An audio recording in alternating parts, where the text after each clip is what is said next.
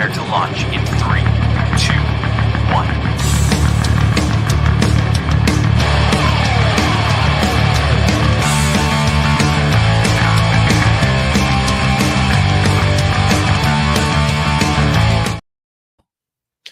Hello, everybody. Tyler James here with you with a special Comics Launch live stream. I'm excited in a minute to bring on my guest. We've got a great topic today. We're going to be talking all about crowdfunding comic book miniseries, how it might be different from other approaches and other launches, and just lessons learned taking a series and making it happen on Kickstarter, and all things related to it. I hope y'all can put up with me. I'm battling a bit of a summer cold here, and I'm hoping I don't sound too out of it, but I know my guest is going to help me out with that. Before I dive in, though, I do want to say that the ComixLaunch comic book crowdfunding planner, I announced last week that all of the planners that I could ship have been shipped to all our pre-order backers who helped make it happen. It's been a fun week of just people replying with their planners. I've already seen people starting to fill out some of the sections to get their plans in place and to start implementing. I myself have 3 planners going right now, one for a $50,000 plus launch that just wrapped. So I'll be doing the post-mortem pages and hopefully analyzing some insights, some of the things that worked well, some of the things that fell flat, and some lessons learned that I want to take into the next launch. And that is one of the principles that's really helped me get better and better at crowdfunding over time. And that's helped a lot of creators grow on Kickstarter. And then I also have, there's some projects that are in the works for next year that I will start plotting and scheming and planning. This is sort of a physical tool that will be not only a guide to help make sure that you cross all the T's, dot all the I's, but also that you have a relic and something to capture all of the lessons learned and what you actually did during a Kickstarter campaign. And that's one of the things that has been helpful for me is, when I'm about to jump back into it, or it's like, all right, it's day 3 of a new Kickstarter campaign. Well, I can always look back to, hey, well, here's what my plan looked for day 3 of a similar campaign. What can I replicate? What do I want to remember to do? And what can I do potentially? What can I reuse, or what can I improve on from a past campaign? And just having that somewhere where it's easily accessible and can look back on it, I've found is very helpful. And so I'm hoping this planner does that for a lot of folks. You can get it at comixlaunch.com/planner. Right now, we are doing we have got free shipping for US backers and $5 off for the next 50 people that grab it. So just comixlaunch.com/planner. You'll find the details. You'll click the button, just enter shipping information. There is a way that you can tack on an additional planner if you've got multiple launches and save a little bit when you do. And then you can also upgrade and add a PDF printable if you want that as a backup as well. So those are just some things that I want you to keep in mind. But the gist of what we are doing today is we are talking about comic book miniseries. And for that, I have an awesome guest, a friend of mine, and someone I'm excited to welcome back to the Comics Launch podcast. My guest is a multi-talented creator. He's a professional copywriter. He's written for graphic novels, for the screen, for digital web series, for podcasts, and more. His imprint, Homeless Comics, is known for such series as Healed, Baby, Silent Night, and Vampires on Mars. And when he's not writing, he's composing heavy metal bangers like the Comics Launch theme music that you heard at the start of this broadcast and that you hear on every episode of the Comics Launch podcast. And he's also playing guitar in his band Swarm of Eyes. Welcome back to Comics Launch, George O'Connor. How you doing, man? I'm fantastic. Thank you, man. It's always kind of cool to hear all that stuff read back. Yeah, I guess I do keep busy. There is always this thing, and I think part of it may be social media, part of it may be, the fact that everybody's highlight reels is in front of us, and it is very hard not to compare what we're doing at any given moment to what everyone else is doing. But when you do list it out like that, man, Yeah. like it's important to also have, have your acolytes and have your things that you've accomplished and feel good about that and recognize it. So, I think that's something a lot of us go through, and it's fun to, I think it's one of the things I like about having a podcast is, I get to shine a little bit of a spotlight on some folks and remind them, hey, that you've been doing some good things for a long time. So, but that brings us to the topic today, which is your latest series. The fourth issue for Vampires of Mars is now on Kickstarter. This is a series that you've been serializing on the Kickstarter platform. But, for those that are just hearing about it for the first time, what can you tell them about Vampires on Mars? It's a sci-fi horror dark comedy about a billionaire who wants to be the first person to send humans to Mars, realizes people can't actually survive the trip. And so in a last-ditch effort, he turns to sending vampires into space so he can win the race to Mars. And it goes terribly wrong, because all good stories go terribly wrong. Of course they do.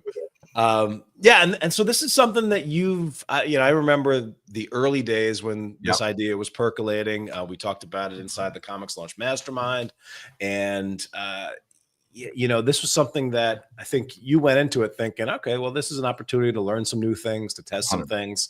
Can you go back to when you were thinking about first jumping in and making this your sort of next big public project in the comics and crowdfunding space? What were some of the things that you remembered wanting to test out with this approach? And were there fears or concerns? And what was exciting to you about just this whole sort of new approach? Because you'd had success on Kickstarter in the past, you've launched different things, but the idea of launching a mini series was something new. But take us back to where you were at the start of this thing.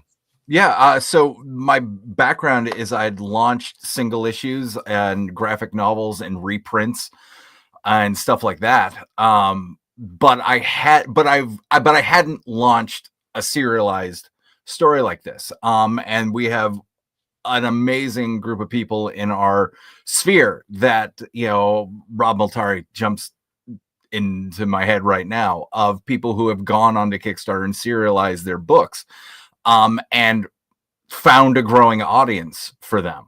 And a combination of wanting to grow the audience, along with it'd be a whole new learning experience as well.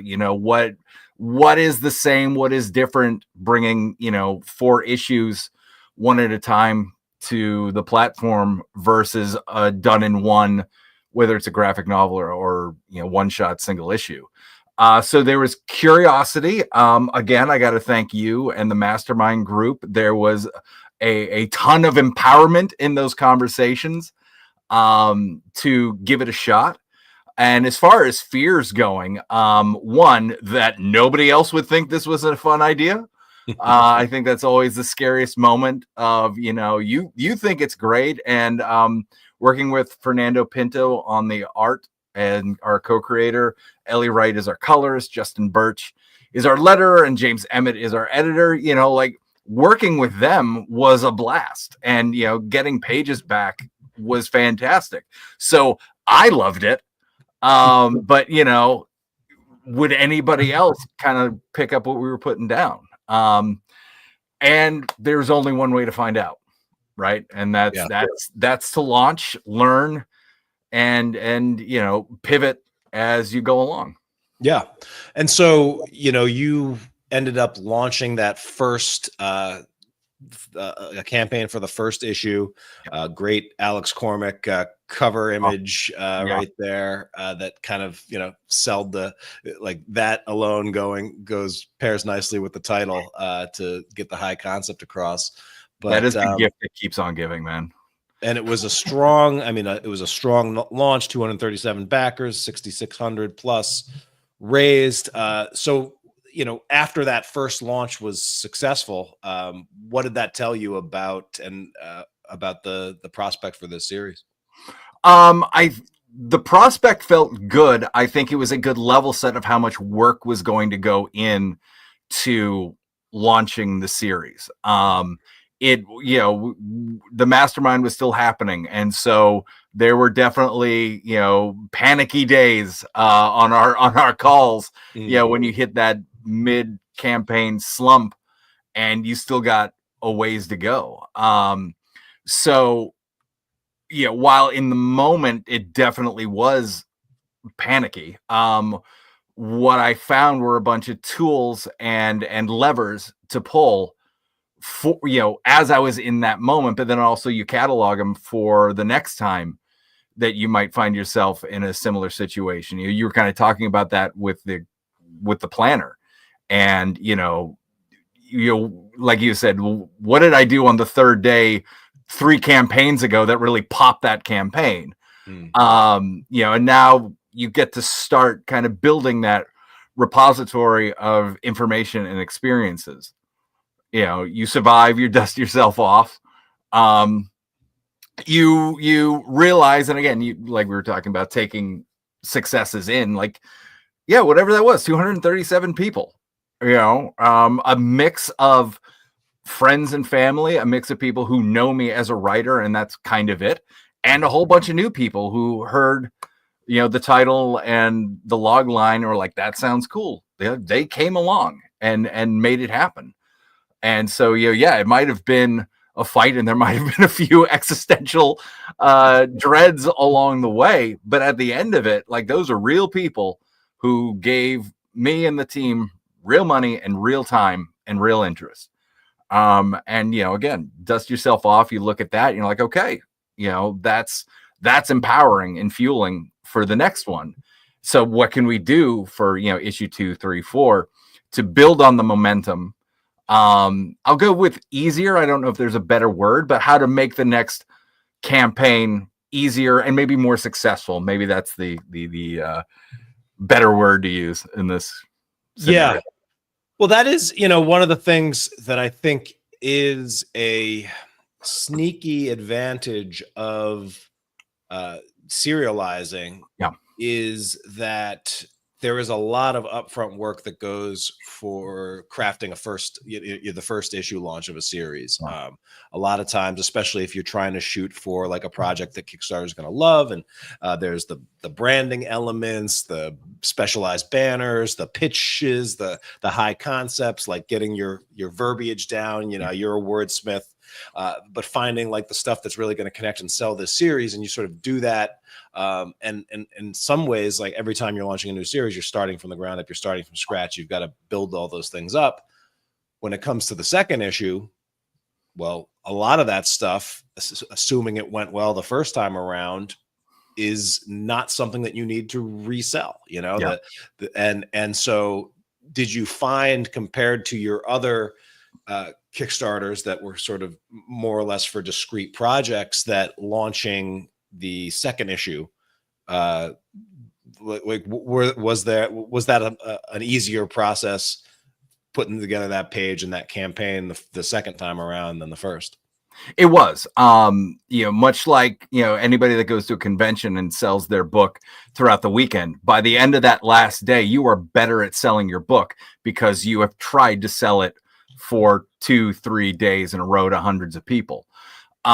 So by launching the campaign and getting feedback on the page, from the circle of friends to the people who don't know me, don't have anything invested in me, and their reactions to the page, kind of like, the cleanest reaction you can get, you can start figuring out what's working and what isn't.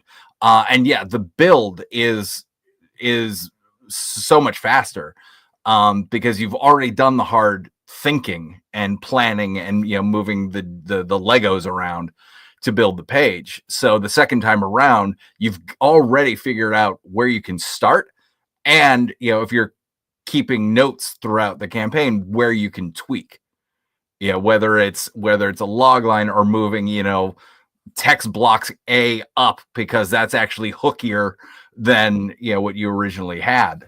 And then you'd given me the great advice as I was putting the original page together about it sounds simple and small, but header images. I originally wasn't going to, because at best, I'm a monkey with a wrench hitting Adobe Photoshop. Like that's about as good as I get.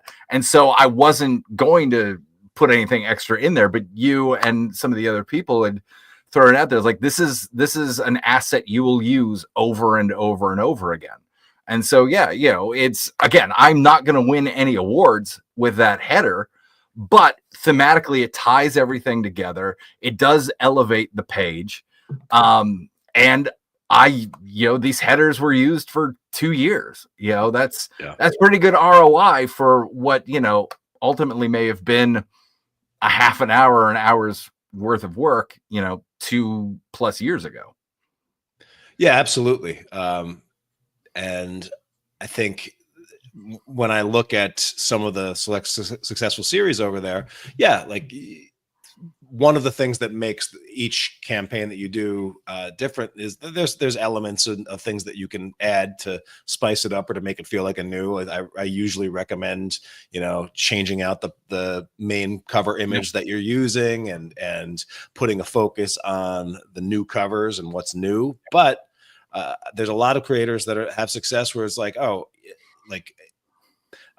when I'm pitching this, I'm pitching the series first, not necessarily the new issue. And you want to approach it that most people that are going to hit it are going to be there for the very first time, and so treat it like, hey, this is a welcoming on board opportunity for it. Matthew Craigie says Vampires on Mars was one of the first comics that he ever backed. That's awesome to hear, Matthew. And yeah, to your point, it is definitely something I have trained in my day job. So like you mentioned, my day job is a marketing advertising copywriter.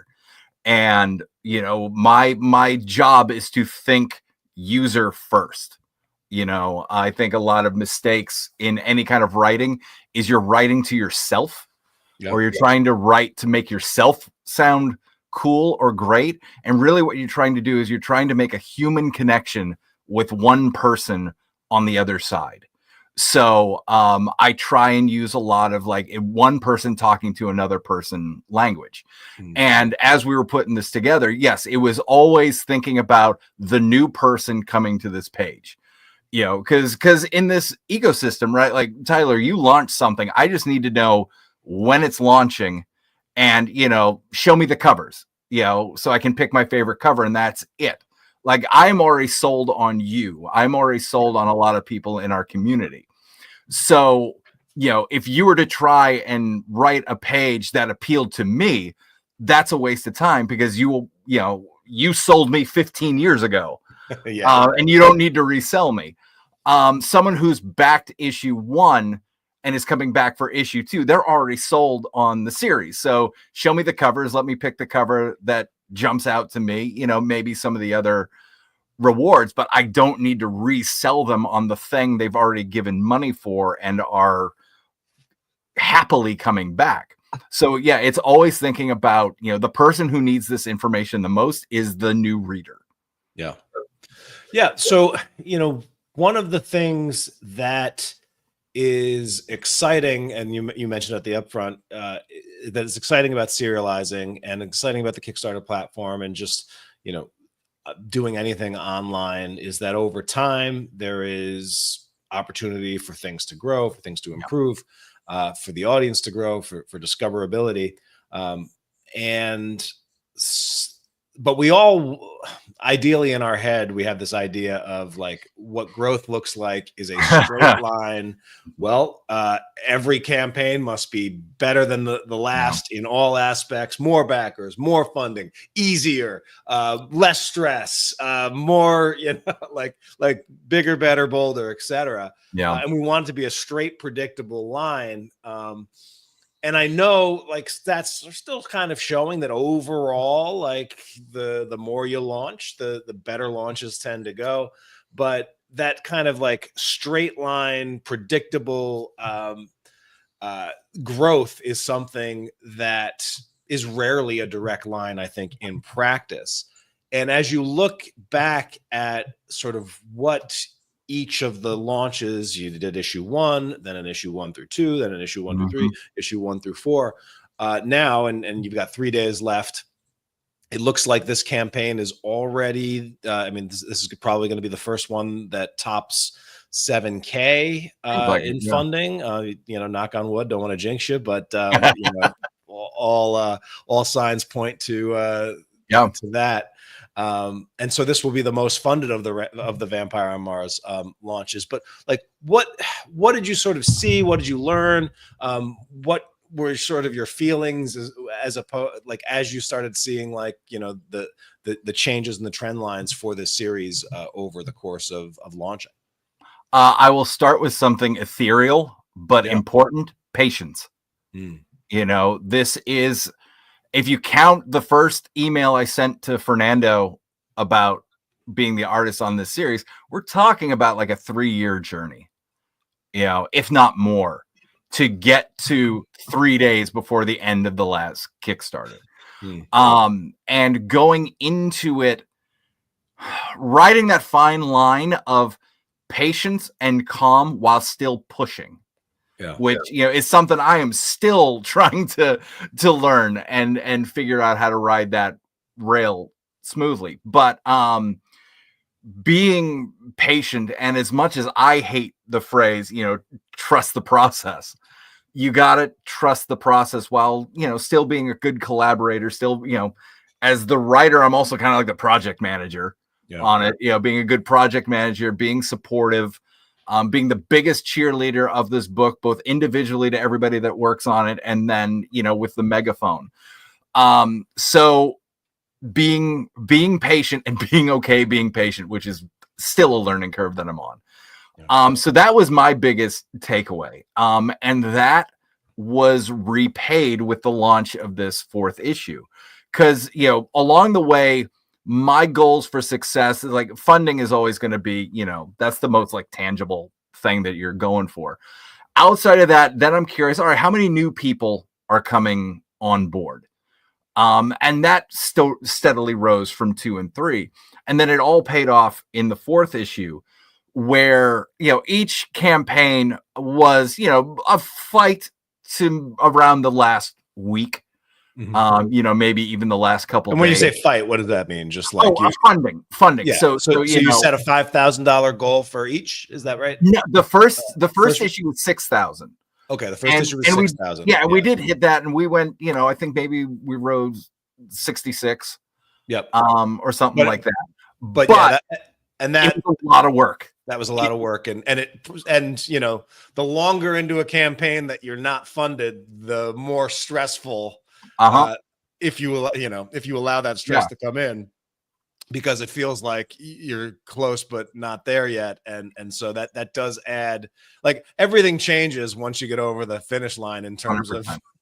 of the will it or won't it. Then you just get to celebrate it, you know, and that is such a more that's a more fun place to talk about your campaign. You know, when you can talk about how far can this go versus, please, dear Lord, get this over the finish line. So that was one of the things we learned, is to have a less stressful campaign, drop the dollar amount from 6,000 to 5,000. Okay. I think, you know, and that just helps. Just funding earlier just mentally helps. So we learned that, and we adjusted that from 1 to 2. Other things that I look at as far as like success and growth, the number of times I had to hit my mailing list. With those, definitely the first 2 campaigns, especially in that middle dead zone, I was reminding my email list every day. Like, they were short emails, and one of the gimmicks I have with my email list is, on every email, I will include a picture of my dog. He is super cute. He's awesome. His name is Henry.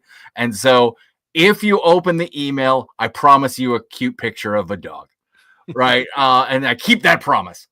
But there is always that inner Catholic guilt about, like, God, I am bugging the hell out of these people 17 days in a row. Yeah. Yeah. When normally when I'm on my best, I'm emailing them once every 2 weeks. Mm-hmm. You know, but especially with this campaign, like I haven't had to do that. That is success. That is kind of like, it's a tangible, intangible sign of success, is that I haven't had to hit that mailing list over and over and over and start drifting into the begging mentality, which, you know, we all know is well, it's just the wrong mentality. Yeah, it's kind of actually repellent. It makes it less likely when, like, the more desperate you are. Yeah, it is one of those things that I think a lot of people came into crowdfunding when they discovered it, and they're just like, oh, this is how everybody can just get their dream projects made, regardless of what it is, or you know, what the demand for it is. And actually, you know, the people that need the money the most will be the most likely to get the money. It's like, no, that's just not how. Maybe there will be a system sometime in the future that works that way, but the reality is, like, the projects that need the money the least seem to make the most. And a lot of that is because of that era of that one, you have something great. Two, you have something that you are 100% confident in, and that confidence comes across in so many ways, and that is the attractive thing. So these are definitely good things to know. And so, okay, like because, like, and this is something that I have seen with a lot of series on Kickstarter, is often there is a bit of a sophomore slump with the second issue launch. A lot of times the first issue, it's like, it's something new, it's shiny. You are showing up in a new way because you know that this first launch has to succeed to have any chance scope of anything else. So, like, you are doing things. You're setting higher goals than you might, you know to set, or that feel like a bit of a stretch, because, you know, you've already been investing so much into this thing without any kind of revenue potential, and so you come out of the gates hot. You set high things. You're emailing your lists every day. I've found that for sophomore launches, like, while some might raise a little bit more, some might potentially reach more backers, often, you know, there's a slight dip, and your second issue launch looks like it, you know, had a slight dip in backers and a slight dip in total funding. But as we said, you weren't recreating everything from scratch, and so like, and you set a little bit of a goal, or the goal was $1,000 less, but that meant you funded earlier and with less stress than the first time around. So, like, at the end of the second issue launch, even though the total backer funding, you know, 90% to 95% or whatever of what issue one was, and the total backers total funding a little bit down, like, how did you feel at the end of the issue two launch, the second issue launch, versus the issue one? Weirdly confident. Because now I had a second data point, and I had more reps. I had more time living with this campaign, talking about this campaign, replicating the campaign. So I felt like I was on steadier ground because I knew more, and I felt like I had more tangible touch points to rely on. So while it did drop, and there definitely was, you know, that moment in the middle when I was talking a lot to my newsletter, it felt more like, okay, this is what it is. You know, the first time around, it's more like, I'm going to try it and we'll see what happens. The second time around, I was like, well, I did try it last time and it did work, and it may have been a lot of work, but it worked. We got to where we wanted to go. So jump on the bike again, and, you know, and do the thing. And this time around, you're not building it from the ground up, you know, even though the dead zone communications, you know, I was like, well, I know what worked last time, and I know how I want to treat it differently this time around. So you just more information, more reps. It didn't make it easier, but it made me more confident that I knew what levers to pull and when to pull them. Yeah. And I think it's important for people to know, and publishers like know this, especially if you've been like doing publishing through the direct market and trying to release series through the direct market, like a 90%, like a second issue that launches at 90% of a first issue in the direct market would be seen as like a blockbuster achievement. Yep. Many of the series that we've done and would see 50 to 60% order drops compared to the first issue to the second issue in the direct market.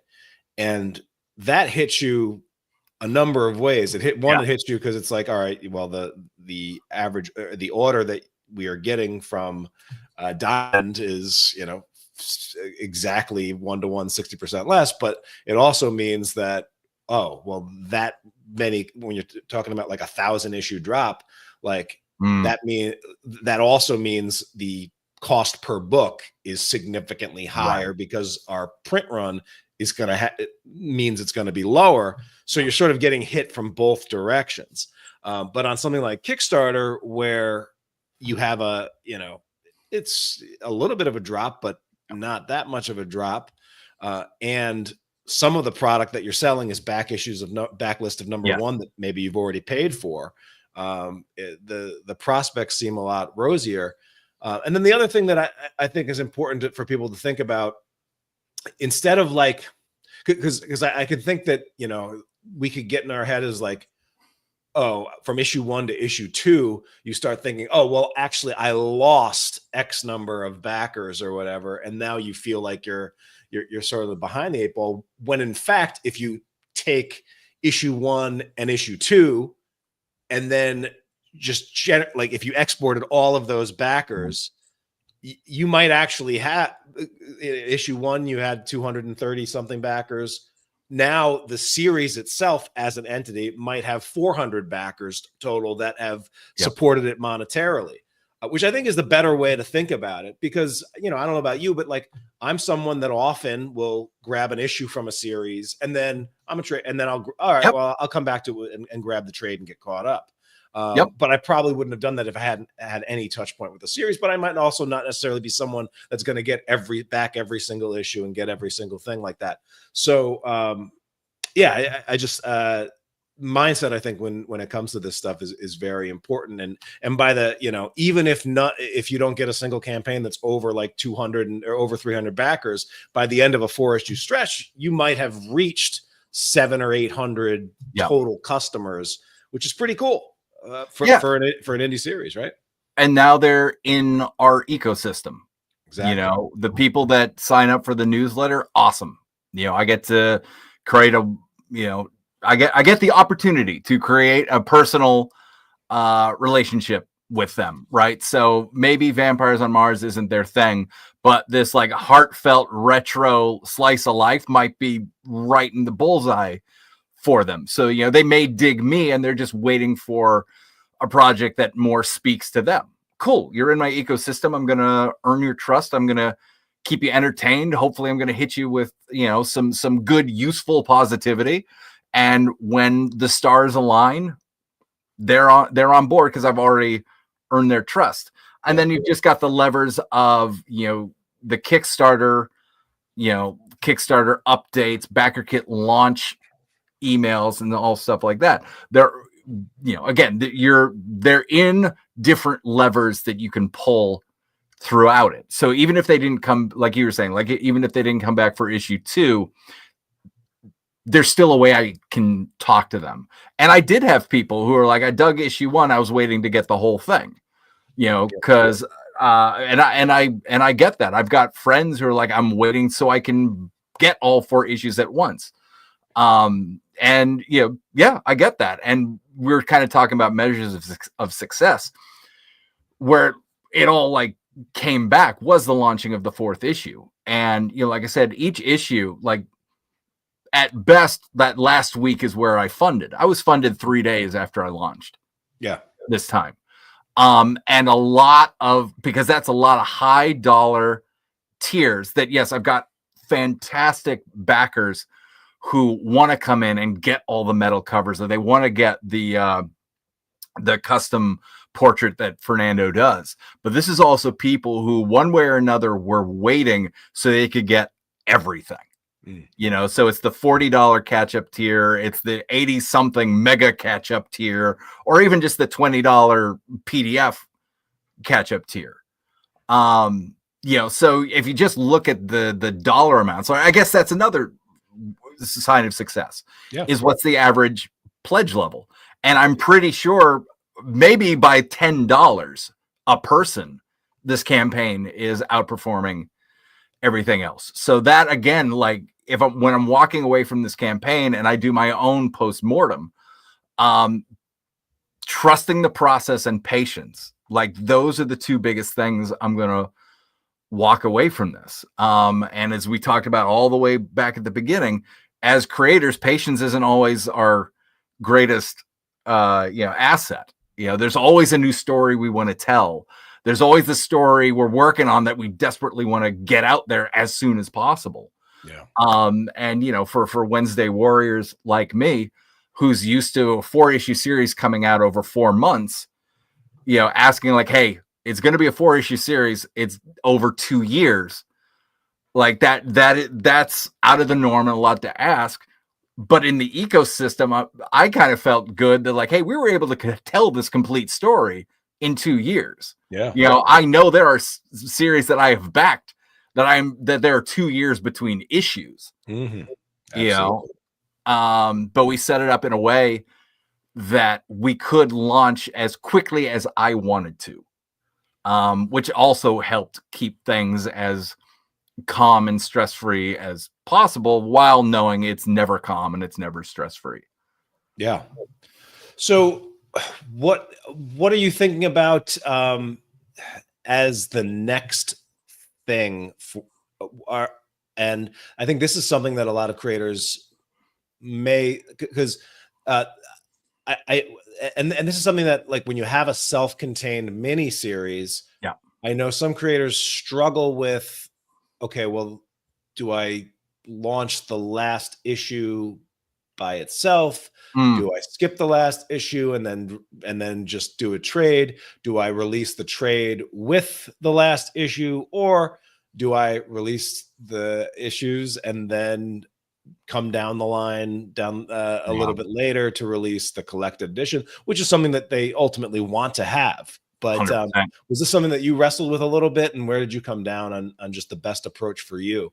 Didn't wrestle with it because I knew what I was comfortable with and my game plans. I also do a bunch of conventions during the year, so I knew this series also had a long tail in that I'd be bringing it to conventions with me.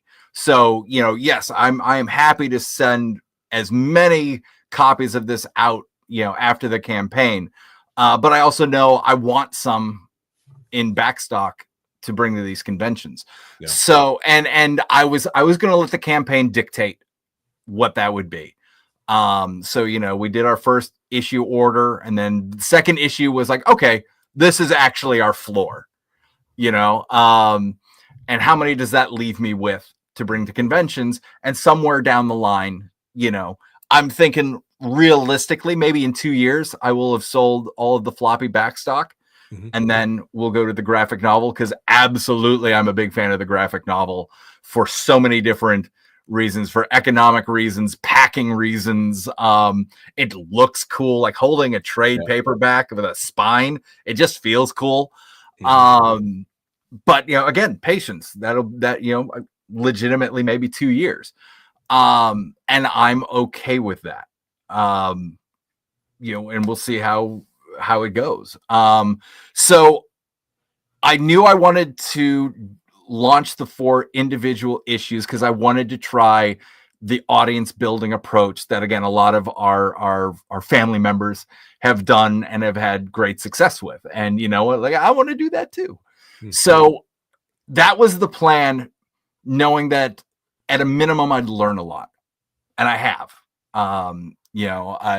It's just on the top of my mind. So I'll just throw it out here. One of the biggest things that I learned that made things easier is a couple months ago, I started a spreadsheet of all the social posts I could write about Vampires on Mars. like one or two or three kind of like log liney posts. One about Fernando, one about Ellie, one about Justin, one about James, two about each variant cover artist. And so when I was calm and I had time, I wrote all this stuff out. So because I'm working while also launching, and there are days either I don't have the mental capacity or I'm too busy to make my 10 a.m. post. And if I don't have the mental ability to, like, if writing something original feels too much, I can open up this spreadsheet, copy, paste, drop in the URL, and I'm done. Right. And so that has been game changing. The number of times I posted when I felt like I didn't have the capacity to post skyrocketed because I did all of that work early on. So 100%, if you're, and those are the type of posts that can live over and over and over again. Yeah. So, the biggest tangible takeaway that I kind of want to evangelize to everybody is months before you launch, pre-populate as many posts. So, like I said, if you're not feeling like posting, but you should, you've got this stuff that you can just copy paste and you're done. Yeah. And I also just like the idea. I was like, all right, I've got one concept for a post. Let's make that 2 or 3. Yep. Slight changes on that. So we're going to highlight each of these people and we'll find 3 different cracks at why your collaborators are awesome. And if you've got 5 collaborators, well, there's 15 posts there that are unique, that are different than just, hey, go back this campaign. Yeah. And they also, anytime that you can highlight other people or, be a part of other people's stories while advancing your own, that's the kind of stuff that magnetizes and gets amplified and sets you out as a great member of the comics crowdfunding community, which I think people all know that you are, George. So I hope so. I mean, I can't remember if we can swear here or not. I effing love comics. I loved him as a kid, walked away in high school, probably like a lot of people. Yep. And I will always thank San Diego Comic-Con 2008 as the reason I got back into comics and saw it as a creative outlet. And the more comics I make, the more I love this medium, and I love working with my collaborators. I love seeing what they bring to I say my ideas, but even that kind of makes me feel gross. I love kicking a creative ball around, whether it's in comics, whether it's in a band, whether it's writing a script with a friend, that type of thing. And the more, like I said, the deeper I get into comics, the more I love it. And I love the crowdfunding platform because it creates the ability for more people to tell their story and to connect with people who dig what they do. And I think as much as we might want to try and sound cool and maybe a little detached, we're all just trying to connect with people, and sometimes it's by shooting vampires into space. But Kickstarter has made it possible for so many of us to tell our stories and keep telling our stories. So I'm a huge fan. Anybody that bets on themselves, I'm already on your side. Like, if you've got a Kickstarter going right now, you've got some random guy just north of Boston, cheering you on, whether you know it or not. Which makes, which is kind of like a bit of my DNA. So to your point, I can talk about Fernando, Ellie, Justin, and James all day and all night. And it definitely feels less icky than, putting myself over. Because look, man, comic artists and everybody, they're up close magicians. They are. And, as the writer, I write, he opens the door. That's a day for an artist. So what they do is amazing. And so, yeah, it's real easy to talk about them, and just to kind of like bring it more universal. What, by doing this type of stuff, you learn the type of marketer that you are. We've got friends who are awesome at talking about themselves and their project, and they can do it without hesitation. That's not necessarily me right now. But you want me to talk about Fernando? You walk into a TED Talk you didn't know was about to happen. But you find ways that you're comfortable talking about your stuff and spreading that joy. And holy hell, do I think we need some more joy being thrown into the world, more positivity, more, rising all tides. Absolutely. So if you were giving some advice to someone that either was about to embark on serializing on Kickstarter, or if you were giving advice to yourself or trying to put something down, like what's something that you did during this launch, or whether it be from the creative side of just the concept itself to the crowdfunding, and then what's something that you like, what's something that you would definitely want to do again, and then what's something that like maybe you would change or do a little bit differently, having now had this experience of 4 issues deep and telling a complete miniseries on Kickstarter. All I would first say is like, go for it. At a minimum, you're going to learn something, but really, I think there's no better feeling than seeing your stuff out in the world and people digging on that thing that you like as well. And yeah, just bringing it to life and sharing it with people is the best feeling. Be patient, build patience into your game plan.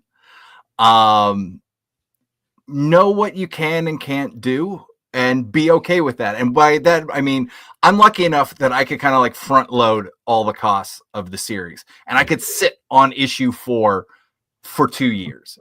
And that was a choice I made, and that was a choice I was able to make. That doesn't mean it's the right or wrong choice. It was the right choice for me. Right.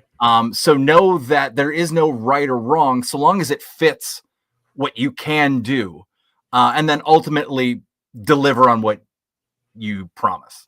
There's no right or wrong. Just be honest with yourself and your crowd. And the thing I still have to get better on is I should think about doing things at least a month or 2 earlier than I always think I should. In this time around, it was reaching out to podcasts and review sites. I've been doing this for 15 years. I have a lot of people who have been very kind with their time and their interest. And I have to remember, a month before the launch doesn't work anymore. You gotta reach out 3 months in advance, 4 months in advance. But that is also stuff that you can pre-write, 9 months in advance and have it on there. So yeah, that is the lesson that apparently I will continue to learn for the rest of my life. That everything that stuff like reaching out to places, should be done months in advance, and maybe next time I'll actually learn it. Yeah. There are so many moving pieces that no matter where your attention lies, it always does feel like there's something that you're not on the ball with. But I think that's also okay. It is cool that there are so many aspects of this that we can dive into, and some campaigns we're going to be better at some things than others. But there's always an opportunity to learn and to try something new. And I'm glad that this experiment feels like it's something that worked out for you and is going to be something that you're going to be able to build upon going forward, George. So yeah, man, it's cool to see this, as you say. I mean,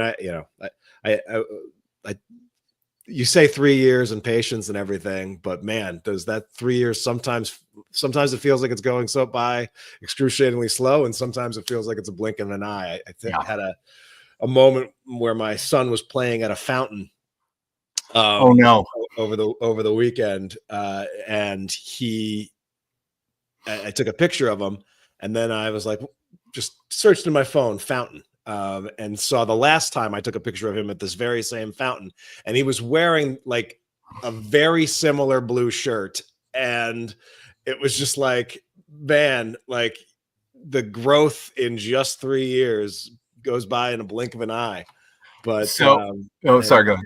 yeah, it's before you know it, you've got this thing that's now out in the world, and it goes so many things. Life is not slowing down at all, Dude. So today is my son's 16th birthday. oh man. Yeah.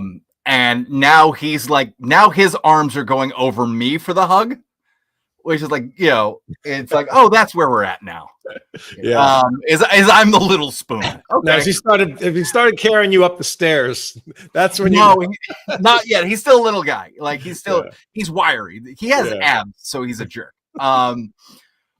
But I have been pretty stoic about parenthood, but I'm not lying. About a month and a half ago, out of a dead sleep, I woke up and went, it's going by so fast. Like it was the first time I'd actually like got that part of parenthood. Yeah. So when you posted that and you're talking about the fountain, I'm like, oh, I know the specific part of the heart that like gets hit when you see that. Yeah.